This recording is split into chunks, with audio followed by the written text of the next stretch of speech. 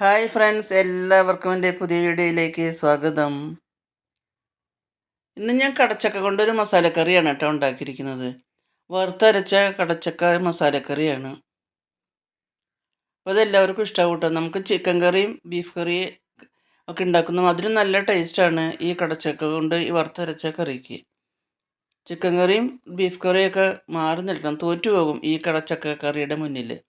അത്രയ്ക്ക് നല്ല ടേസ്റ്റാണ്, നല്ല സോഫ്റ്റാണ്. നോൺ വെജ് കഴിക്കാത്തവർക്കൊക്കെ ഇഷ്ടമാവും, പല്ലില്ലാത്തവർക്കൊക്കെ നല്ല ഇഷ്ടമാവും ഈ കറി. നല്ല ടേസ്റ്റാണ്, നമുക്ക് പെട്ടെന്ന് ഉണ്ടാക്കുകയും ചെയ്യാം. നല്ല ഫ്രഷ് കടച്ചക്ക കൊണ്ടാണ് കേട്ടോ ഞാൻ ഉണ്ടാക്കിയിരിക്കുന്നത്. കടയിൽ നിന്നൊക്കെ വാങ്ങിയ കടച്ചക്കയാണെങ്കിൽ അത്രയും സ്വാദ് കിട്ടില്ല. ഇത് നമ്മുടെ ഒരു ഫ്രണ്ട് അവർ വീട്ടിലുണ്ടായതാണ്, അപ്പോൾ അവർ തന്ന കടച്ചക്കയാണ്. ഞങ്ങളിതിനെ കടച്ചക്ക എന്ന് പറയും, ചിലവർ ചീമച്ചക്ക എന്നും അതുപോലെ പല പേരും പറയും. നമ്മളിതിനെ കടച്ചക്ക എന്നാണ് കേട്ടോ പറയുക. അപ്പോൾ നല്ലൊരു വലിയൊരു കടച്ചക്ക തന്നെയായിരുന്നു കിട്ടിയത്. അപ്പോൾ അത് ഞാൻ നല്ലോണം കഴുകി അതിൻ്റെ പകുതി ആക്കിയിട്ട്, പകുതി മാത്രമേ എടുക്കുന്നുള്ളൂ, ഒരുപാട് എടുക്കുന്നില്ല. പകുതി കൊണ്ടാണ് നമ്മൾ ഇതുകൊണ്ട് കറി ഉണ്ടാക്കുന്നത് കേട്ടോ. അപ്പോൾ അതുകൊണ്ട് പകുതി മുറിച്ചിട്ട് ഞാൻ അതിൻ്റെ കൂഞ്ഞാണ് കേട്ടോ, ഇതിനെ കൂഞ്ഞെന്നാണ് പറയുന്നത്. ആ കൂഞ്ഞ് ഇങ്ങനെ ചെത്തിക്കളഞ്ഞു.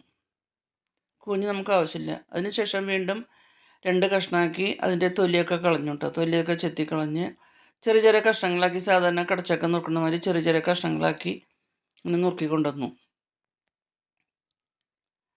നല്ലപോലെ കഴുകി കൊണ്ടുവന്നു കേട്ടോ.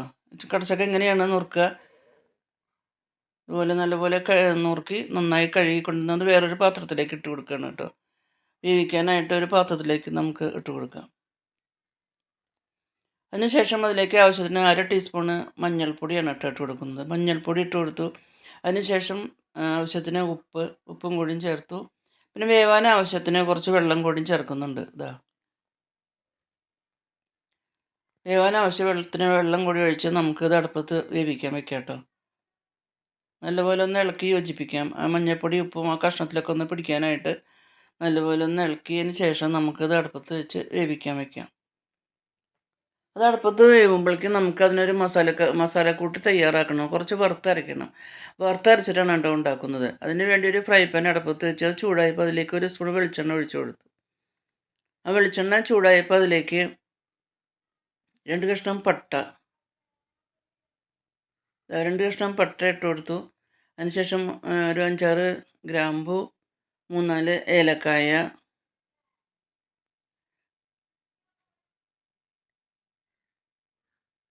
എല്ലാം കൂടി നമുക്കൊന്ന് വറുത്തെടുക്കാം കേട്ടോ. ജസ്റ്റ് ഒന്ന് ഇളക്കി ഒന്ന് വറുത്തെടുക്കാം. 2 ജാതിപത്രിയും കൂടിയും ചേർത്ത് കൊടുത്തു കേട്ടോ.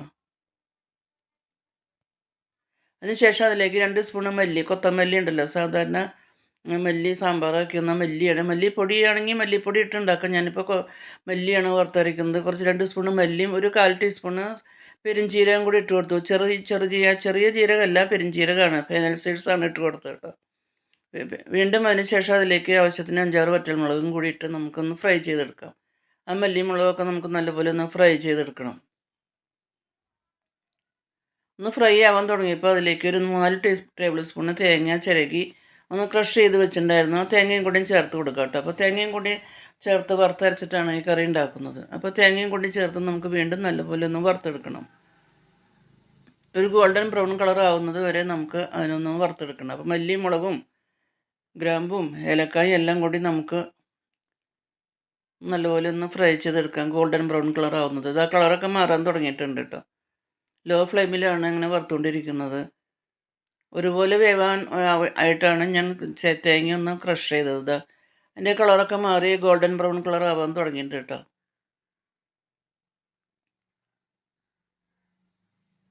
നമുക്ക് ഗ്യാസ് ഓഫ് ചെയ്ത് നമുക്ക് നല്ലപോലെ ഒന്ന് അതിനൊന്ന് നല്ലപോലെ പൊടിച്ച് കൊണ്ടുവരാം. ചൂടാറിന് ശേഷം നമുക്ക് അതൊന്ന് പൊടിച്ച് കൊണ്ടുവരാം.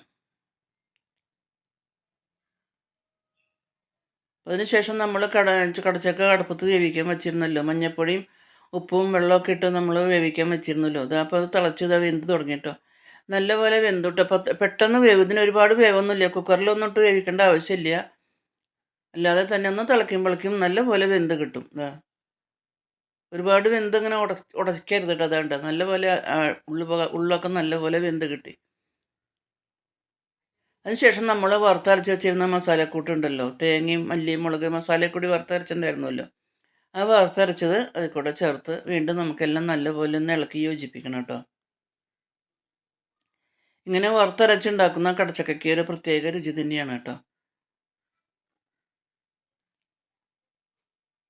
എല്ലാം കൂടി നമുക്ക് നല്ലപോലെ ഒന്ന് യോജിപ്പിച്ചെടുക്കണം. കഷ്ണത്തുമ്മയൊക്കെ മസാല പിടിക്കണമല്ലോ. അങ്ങനെ ഒരുപാട് അങ്ങനെ കുത്തി ഉടച്ച് കളയരുത്. കഷ്ണമൊക്കെ അങ്ങനെ തന്നെ കിടക്കണം. കഷ്ണം ഉടയാതെ കണ്ട് എല്ലാം നല്ലപോലെ ഒന്ന് ഇളക്കി കഷ്ണത്തുമ്മ പിടിക്കാൻ വേണ്ടിയിട്ട് നമുക്കൊന്ന് ഇളക്കി ഒന്ന് യോജിപ്പിച്ച് അതിലാവശ്യത്തിന് കുറച്ച് വെള്ളം കൂടി ഒഴിച്ച് കൊടുക്കാം. പാത്രം കഴുകി കുറച്ച് വെള്ളം കൂടി ഒഴിച്ച് കൊടുത്ത് നമുക്ക് അടച്ച് വെച്ച് നല്ലപോലെ ഒന്നും കൂടി വേവിച്ചെടുക്കാം. മസാലയെ കൂടി ഒന്ന് പിടിക്കാൻ വേണ്ടിയിട്ട് ഒന്നും കൂടി നമുക്ക് അടച്ച് വെച്ച് 2 മിനിറ്റ് വീണ്ടും ഒന്ന് നല്ലപോലെ ഒന്ന് വേവിച്ചെടുക്കണം.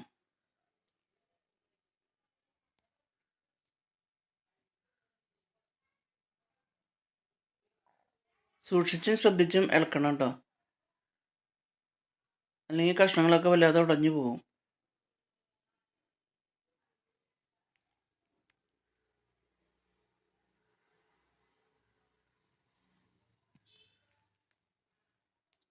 നല്ലൊരു ടേസ്റ്റി കറി തന്നെയാണ് കേട്ടോ അങ്ങനെ ഉണ്ടാക്കിയാൽ.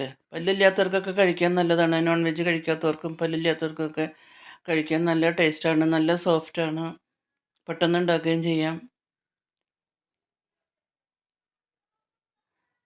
2 മിനിറ്റ് നമുക്കൊന്ന് അടച്ചു വെച്ച് വേവിക്കാം കേട്ടോ. അതിനുശേഷം എന്താ വീണ്ടും അടുപ്പ് തുറന്ന് വീണ്ടും നല്ലപോലെ ഒന്ന് ഇളക്കിയെടുത്തു. അപ്പോൾ കഷ്ണത്തുമ്മയൊക്കെ നല്ലപോലെ പിടിച്ച് കിട്ടിയിട്ടോ. ഒരു കുഴമ്പ് രൂപത്തിലാണ്, ഒരു പെരളൻ മാതിരിയാണ് ഉണ്ടാക്കുന്നത്. ഇതാ പാകത്തിന് വെന്ത് കിട്ടി. അതിനുശേഷം നമുക്കൊരു ചീഞ്ചട്ടി അടുപ്പത്ത് വെച്ച് നമുക്കതൊന്ന് വറുത്തിടണം. അപ്പോൾ ചീഞ്ചട്ടി നല്ലപോലെ ചൂടായപ്പോൾ അതിലേക്ക് ഒരു സ്പൂൺ വെളിച്ചെണ്ണയാണ് കേട്ടോ ഒഴിച്ച് കൊടുക്കുന്നത്. വെളിച്ചെണ്ണയിൽ തന്നെ നമുക്കത് മൂപ്പിച്ചെടുക്കണം. അപ്പോൾ വെളിച്ചെണ്ണ നല്ലപോലെ ചൂടായപ്പോൾ അതിലേക്ക് കുറച്ച് വെളുത്തുള്ളി തൊലി കളഞ്ഞ് അത് കീറി വെച്ചിട്ടുണ്ടായിരുന്നു. കുറച്ച് വെളുത്തുള്ളി കീറിതിട്ട് കൊടുത്തു. കുറച്ച് ചുമന്നുള്ളി നല്ലപോലെ കഴുകി അത് തൊലിയൊക്കെ കളഞ്ഞ് അതും കീറി വെച്ചിട്ടുണ്ടായിരുന്നു. അപ്പോൾ ചുമന്നുള്ളിയും ഇട്ട് കൊടുത്തു. അപ്പോൾ ചുമന്നുള്ളിയും വെളുത്തുള്ളിയും നല്ലപോലെ നമുക്കൊന്ന് മൂപ്പിച്ചെടുക്കണം. വെളിച്ചെണ്ണയിൽ ഈ ഉള്ളിയൊക്കെ ഒന്ന് മൂക്കുമ്പോൾ നല്ലൊരു രുചി തന്നെയാണ് കേട്ടോ. പ്രത്യേക ഒരു രുചിയാണ് വെളിച്ചെണ്ണയിൽ വെളുത്തുള്ളിയും ചെറിയ ഉള്ളിയൊക്കെ ഒന്ന് മൂത്ത് കിട്ടുമ്പോൾ. അതിനുശേഷം അതിലേക്ക് കുറച്ച് തേങ്ങാക്കൊത്ത് കൂടിയും ചേർത്ത് കൊടുക്കുന്നുണ്ട് കേട്ടോ. പല്ലുള്ളവർക്ക് നമ്മൾക്ക് ഈ കറി കഴിക്കുമ്പോൾ ഓരോ തേങ്ങാക്കൊത്തൊക്കെ കടിക്കാൻ നല്ലതാണ്. പല്ലില്ലാത്തവർക്ക് കടിക്കണ്ട. പല്ലില്ലാത്തവർക്ക് നമ്മൾ ഈ കറി കഴിക്കുമ്പോൾ ഓരോ തേങ്ങാക്കൊത്തൊക്കെ അത് കൂടെ കടിക്കുമ്പോൾ നല്ലൊരു ടേസ്റ്റ് തന്നെയാണ്. അപ്പോൾ തേങ്ങാക്കൊത്തും കൂടി ഇട്ടിട്ട് നമുക്ക് നല്ലപോലെ ഒന്ന് മൂപ്പിച്ചെടുക്കാം. ഉള്ളിയും വെളുത്തുള്ളിയും തേങ്ങാക്കൊത്തും അതിലേക്ക് കുറച്ച് കറിവേപ്പിലയും കൂടിയും ചേർത്ത് കൊടുക്കുന്നുണ്ട് കേട്ടോ. കറിവേപ്പിലയും കൂടി ചെല്ലുമ്പോൾ ഒരു പ്രത്യേക ടേസ്റ്റ് തന്നെയാണ്. എല്ലാം നല്ലപോലെ നമുക്കൊന്ന് മൂപ്പിച്ചെടുക്കണം. വെളിച്ചെണ്ണയിൽ നല്ല മൂക്കുമ്പോൾ നല്ല മണം വരുന്നുണ്ട് കേട്ടോ. നല്ലൊരു മണം, നല്ലൊരു ടേസ്റ്റ് തന്നെയാണ് ഈ വെളിച്ചെണ്ണയിലെ ഉള്ളിയും തേങ്ങയൊക്കെ കിടന്ന് നല്ലപോലെ ഒന്ന് മൂക്കുമ്പോൾ. ഇതാ നല്ലപോലെ മൂക്കാൻ തുടങ്ങിയിട്ട് അതിൻ്റെ കളറൊക്കെ മാറി വന്ന് കണ്ടു. ഉള്ളിയൊക്കെ നല്ലപോലെ മൂക്കാൻ തുടങ്ങിയിട്ടുണ്ട്. അതിൻ്റെ കളറൊക്കെ മാറി വന്നു. അതിനുശേഷം നമ്മൾ വറുത്തരച്ച് വെച്ചിരുന്ന മസാലക്കൂട്ടുണ്ട്. കടച്ചക്ക മസാലയൊക്കെ ചേർത്ത് വേവിച്ച് വെച്ചിട്ടുണ്ടായിരുന്നല്ലോ. അപ്പോൾ അത് ചേർത്ത് വീണ്ടും നല്ലപോലെ ഒന്ന് ഇളക്കി യോജിപ്പിക്കുകയാണ് കേട്ടോ.